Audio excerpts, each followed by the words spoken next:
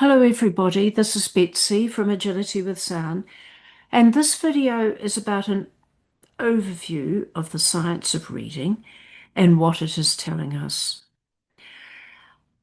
I produced this chart to explain the components of literacy development. It includes the long-established traditional pillars of reading: phonological awareness, phonics, fluency, vocabulary, and comprehension. But some of those are overarching concepts with many components. This chart breaks down those components. So this column is about the word level skills, spelling and decoding, and this level is about the language level skills, comprehension and writing, and all that involves. Going across, this top row is about the ways of thinking that kids need before they start. The second row is the teachable elements, perhaps a teacher in front of the class explaining to their students. And this third row is about students applying that knowledge, building connections in their brain to the point of automaticity, meaning instant and unconscious recognition or thinking, which in turn means practice, practice, and more practice. This does not mean that instruction should be down one column and then the next, or all of this and then that. The language skills need to be developed alongside these word level skills. It does not mean that phonological awareness cannot be fostered alongside phonics instruction. Indeed, I think it should. Or that going down or the doing down here does not build the knowledge up there. It is all interactive. But for older struggling students, I think this is the starting point here. Confidence, engagement, curiosity, that is imperative. Most of them believe they struggle because of their own inadequacy, and shame, fear of failure, and a sense of hopelessness are deeply rooted. It is vital that older kids quickly realize that they can do this stuff when they think differently. They need to see measurable progress, progress that makes sense to them every day. I regard that as key. I regard it as the starting point. You will have your own assessments of their progress, of course, but students equally need their own self-assessment even more. So a non-reader starts up here with this blank slate, and clearly we want them to reach down here: comprehension and writing proficiency in all aspects of literacy. There are over 260 words on this page, and every one of them matters. Every line, every word is involved in developing a competent, literate adult. I know phonics is the key word of the moment, and of course it is critical, of course it is foundational. But to get from that blank up at the one corner to the square at the other, everything in this chart is equally important, equally foundational. So building literate competency is much, much more than phonics instruction. So the starting point is phonological awareness. This is the understanding of how spoken words work, and this precedes phonics. Many kids will have this in place already, but many, and particularly struggling kids, do not. It is awareness of the individual sounds and words and the ability to isolate those sounds. It involves the ability to say a word slowly, detecting each phoneme, and by phoneme I mean each sound in the word, hearing speak as s, p, e, k, and speech as s, p, e, ch. Each sound indicates one shape in the mouth, one position of the tongue and lips. And then they've got to be able to correctly identify those sounds, most especially getting the difference between p and b, f and v and th, sh and ch, k and g, t and d, I and e. This may be especially tricky for kids whose first language is not English. No Pacifica language has both p and b, or both t and d. It's one or the other. And they may sound identical to many of these kids. Then they need an awareness of rhyme. That's really important. Awareness of the stress patterns in words, an awareness of the difference between vowel sounds and consonant sounds, awareness of the syllable structure of words, and an awareness that the order of the letters in a word is exactly the same as the order the sounds come out of your mouth when you speak. Many struggling kids have not grasped that.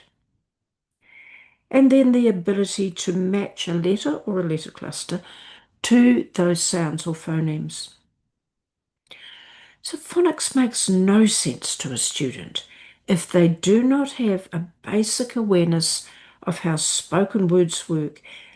They simply cannot match written letters to spoken sounds if they cannot detect or identify those sounds. So when older students barely read at all, or their spelling is so chaotic that it's barely decipherable, this is where the issue is very likely to lie. Some kids with intervention can get this in half an hour. Some take daily instruction for a month or more. But if they can speak, they will all get it in the end, and there is no point in proceeding with phonics or anything else until they do. Then we have these orthographic patterns. Competent readers seek and find patterns that are common in many words, patterns that may determine the pronunciation of those sounds. When older students are a year or two or three behind, this is very likely where the problem lies. Many do not realize that these patterns exist. And all of that takes targeted practice and a mix of explaining and targeted practice. Then we come down here to what needs teaching once this awareness has begun to develop. More phonics, most older kids know some, and morphology and vocabulary. English words are not purely phonics-based.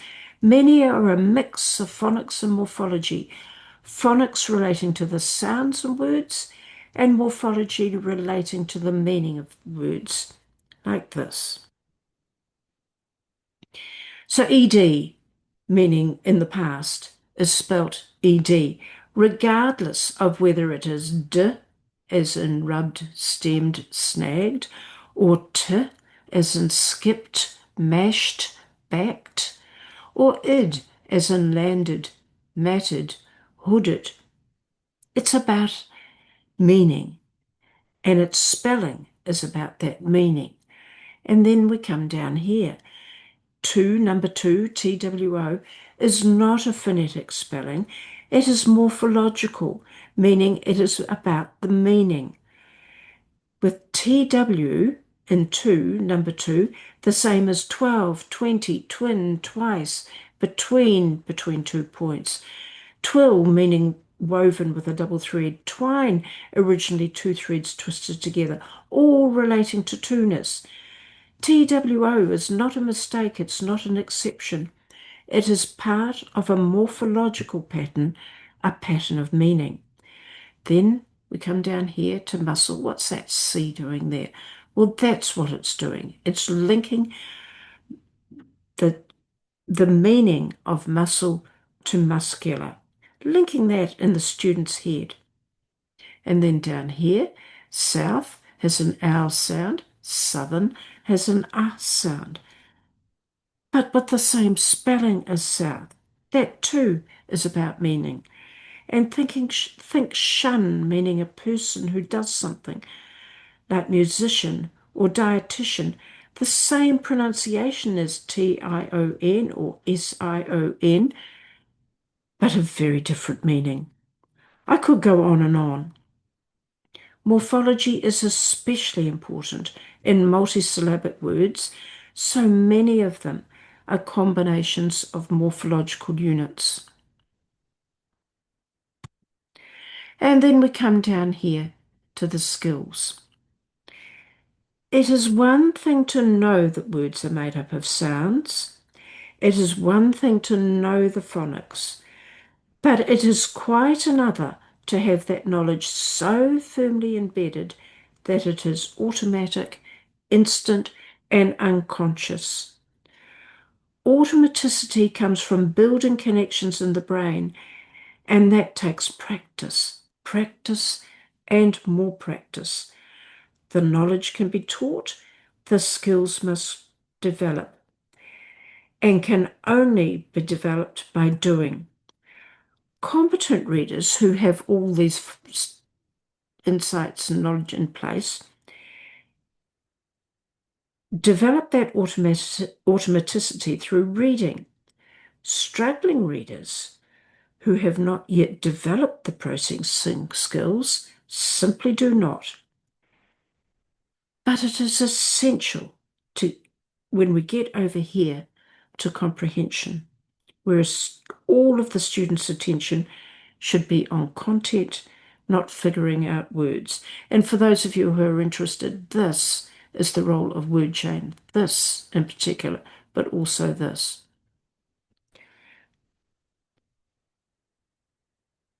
So orthographic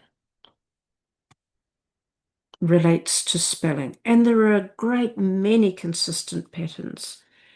The suffixes ed, ing, tion, ness, the prefixes, they all mean something. And then there are patterns like wa, most often making wa, the W sound in an A. Wander, was, want, wash, what, squash, squander, quality and quantity, and so on.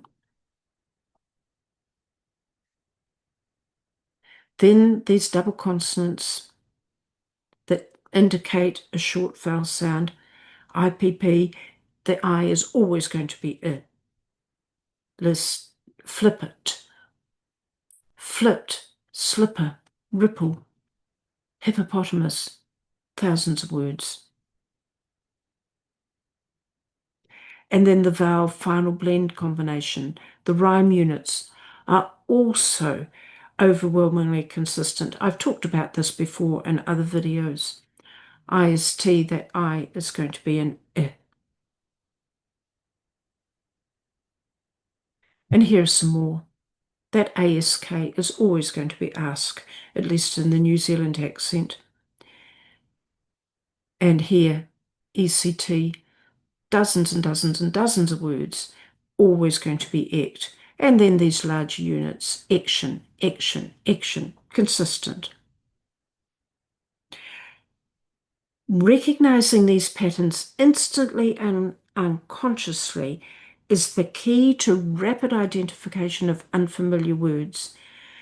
When older students are a year or two or three behind, this is very likely where the problem will lie.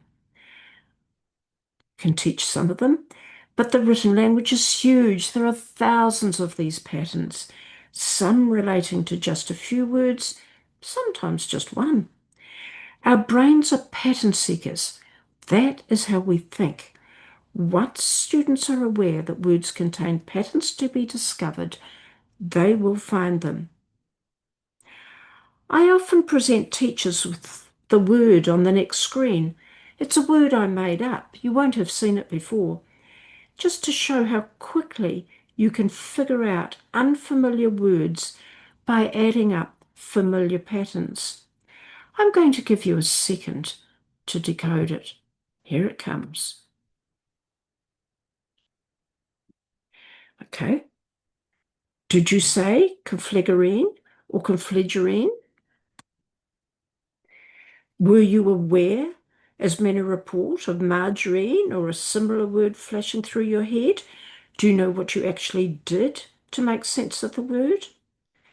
And how did you know that this bit on the end, I-N-E, was pronounced een and not ein?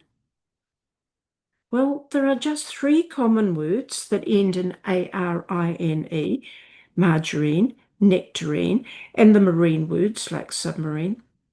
And that is a pattern of just three words, maybe more, that has become locked in your head, an unconsciously known pattern that instantly tells you how that word is pronounced. And most of you will have figured that out in a second or less. That is competent pattern recognition. And then we come down here to orthographic mapping. An understanding first described by Linnea Eyre and now well established in the science of reading. It explains how, for competent readers, words are stored in memory for instant recall and why so many kids do not get it. I covered this in the first video in this series. In essence, words are remembered as pronunciation, meaning, and spelling pattern bonded together, spelling mapped onto existing knowledge of the pronunciation and meaning of the word. Of course, vocabulary matters, not least because remembering words to read and spell involves attaching the spelling pattern to pronunciation and to the specific meaning in the student's head. So homophones will be separately attached. Get this right, and homophone confusions are eliminated.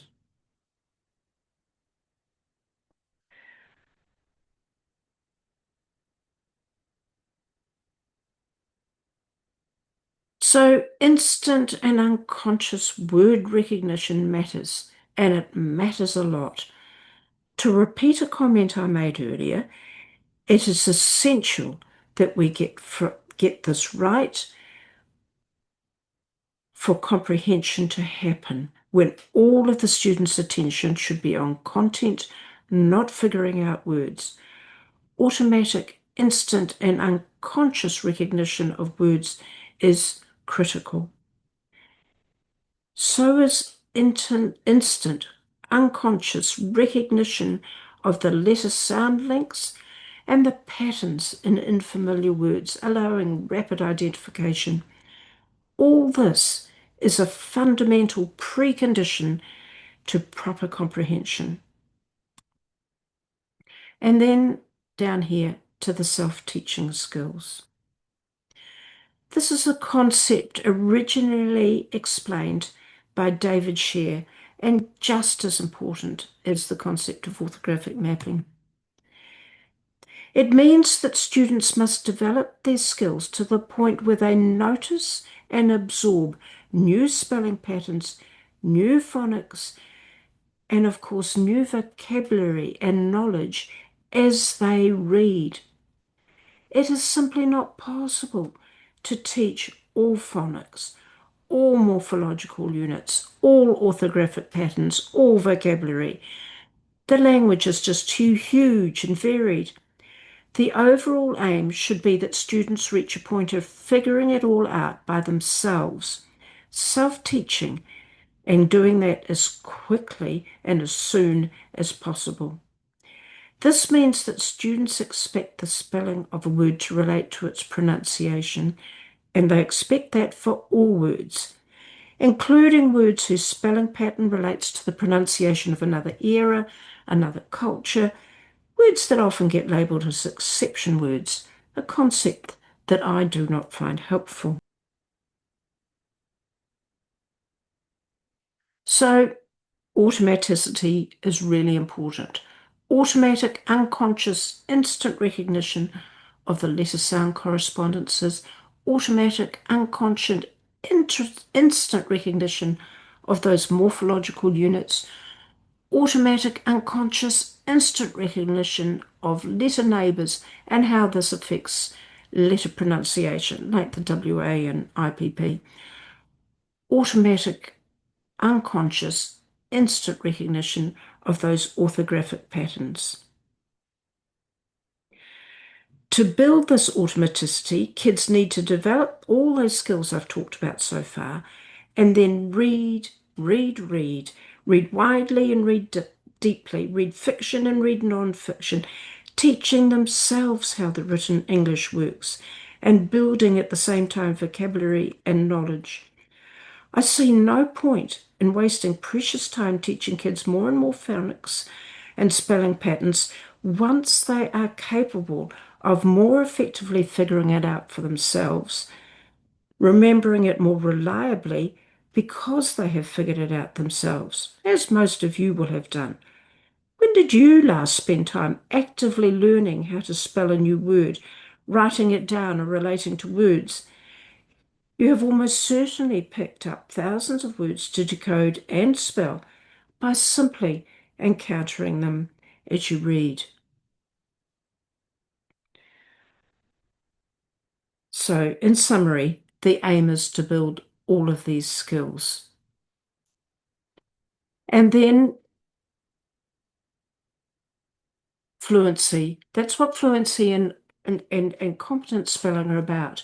The more words a reader recognizes effortlessly, instantly, unconsciously, the more fluently they will read. The more the reader knows about the words instantly, unconsciously, and automatically, the better they are placed to comprehend. And the more words a student can spell effortlessly, unconsciously, the more resources available to write.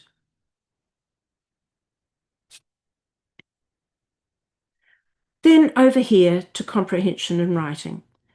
Written language is simply not the same as spoken language. Spoken language relies on body language, tone of voice, gestures, on interaction. You say something, I respond, so that conversations often weave in unpredictable directions that both understand. There are major elements of interpersonal communication. It may use limited vocabulary, the simplest sentences or bits of sentences.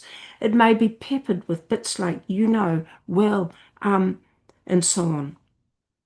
Written language is different. It is a one-way communication. It must be structured. It uses more precise vocabulary and phrasing and punctuation to make up for the gestures and tone of voice. It must follow a clear path, or the reader may well get lost or lose interest. Natalie Wexler, who co-wrote The Writing Revolution, calls it almost a second language. Others call it book language. How the second different language works to both comprehend and write is not a given. For a great many students, including all who struggle with comprehension, it needs teaching. How the sentence types work, how punctuation works, how text structure works, how transition words work, and so on. All this is essential for both comprehension of written text and for writing. And then the vocabulary that appears in text but is rarely heard in speech, that too needs fostering. Comprehension takes effort. It takes thinking. It is more than receiving the message. It is building something new with what has been received. For so many kids, especially those who have struggled, Competent reading is getting through the words at a gallop, with or without the hope that some of the content will stick in case the teacher asks questions. Comprehension cannot happen if the student does not realize that thinking and building is involved. And then semantic awareness about the meaning of words.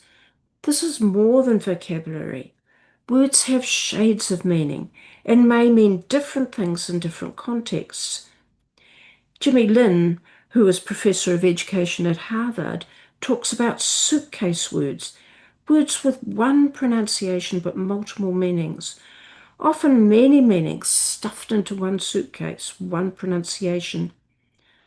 The word set has more than a column in the dictionary. A shed to keep the gardening tools is quite different to, say, shed a layer of clothing. When an undercover cop shadows a robber, he is not a shadow on the pavement. Sometimes meanings are related, but with different connotations. Someone in the household is responsible for taking out the rubbish. That is their job.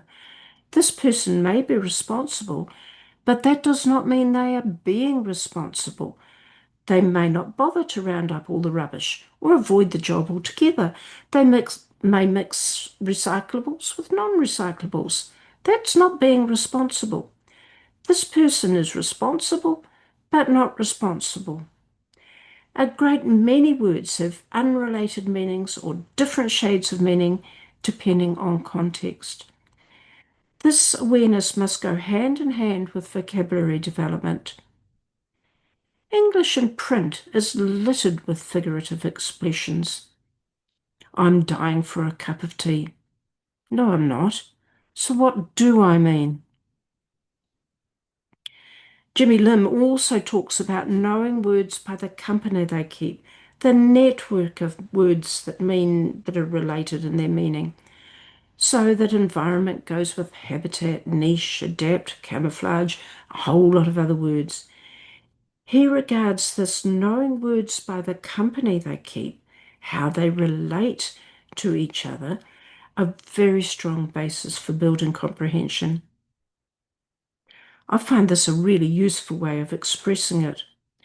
I think knowing sounds by the company they keep is a useful way of explaining and thinking about orthographic patterns within words too.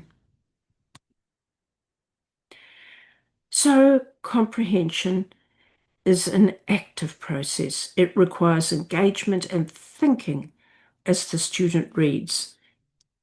This means reading slowly, giving time to ponder, to absorb, to think. To comprehend well, students must give their full attention to the content, the meaning. But if the reader's attention is absorbed by figuring out words, or by figuring out unfamiliar sentence structures or unfamiliar grammatical structures and text structures, if too much vocabulary is not known and cannot be figured out, if the text assumes background knowledge that the reader does not possess, then comprehension is inevitably compromised. For some kids, it is impossible for comprehension to happen at all.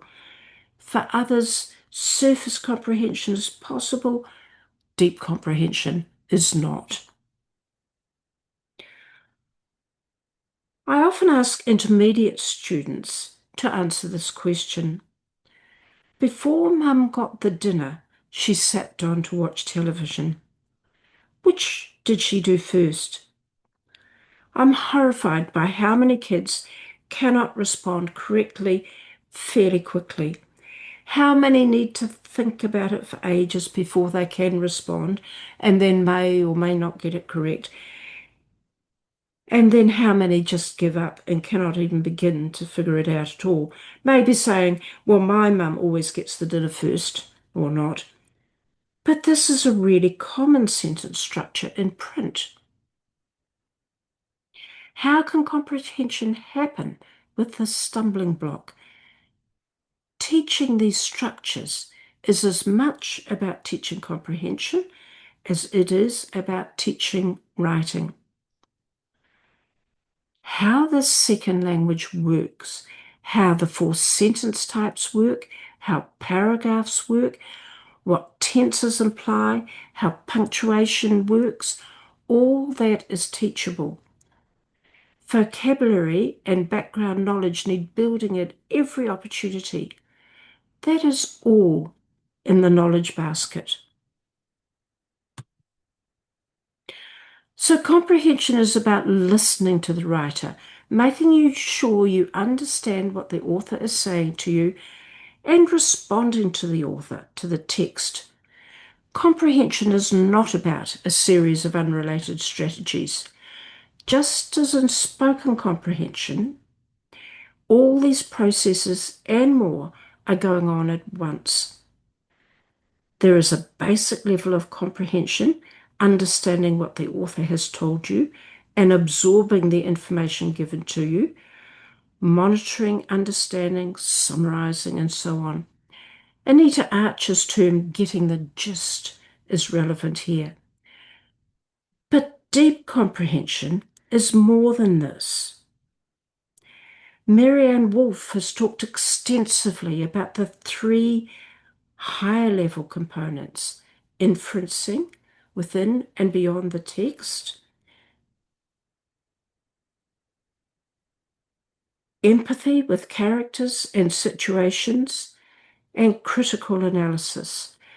This involves time to ponder, reflect, contemplate, question, and assess, to reread sections, to investigate further, to relate the text to other books and other experiences, to continue thinking about the text after the actual reading has finished. It leads to students who can think of otherness as different and interesting, not frightening or threatening, who can discern truth in the flood of dubious information, who know how to question, and who endeavour to understand. And boy, do we need those sort of citizens in the world right now. And then we come down here to writing.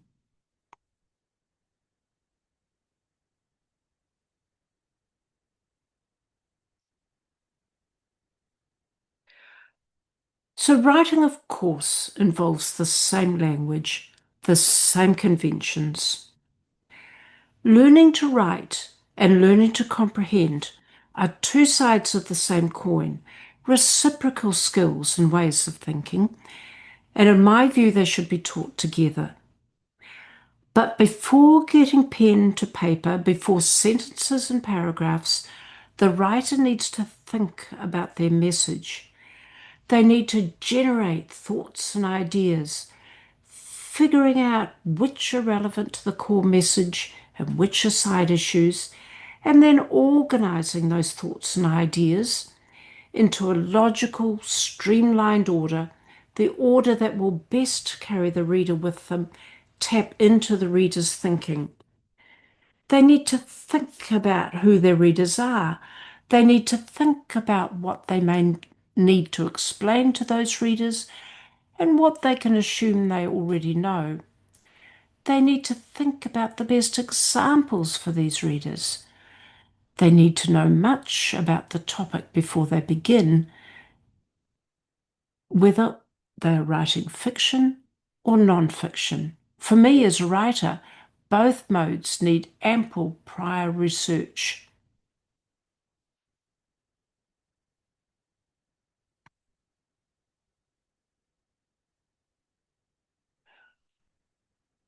So knowing about the topic is essential.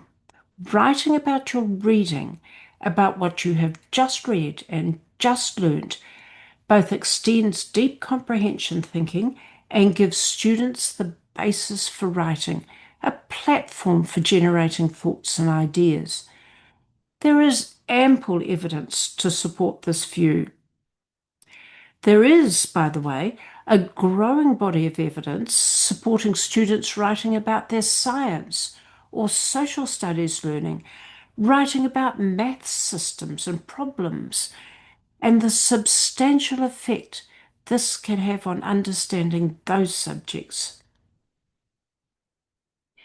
And like everything else, students should learn to write from simple to complex, building their skills progressively with explicit teaching and guidance at every step of the way. Does this sound boring? It is not. Nothing inspires students more than the understanding that they are successful, that they have done well, that they can be proud of their work, in their judgment, not the teachers. So back to this self-teaching. Read, read, read.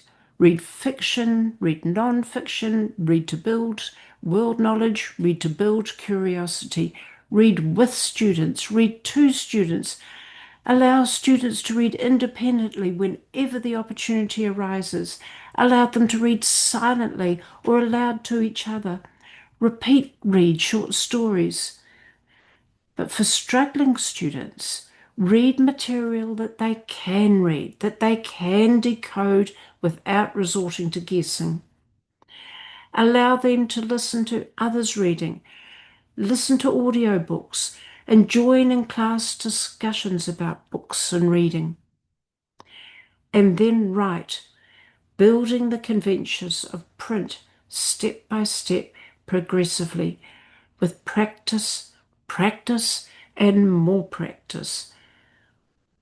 This involves teaching and practicing all elements of competent writing.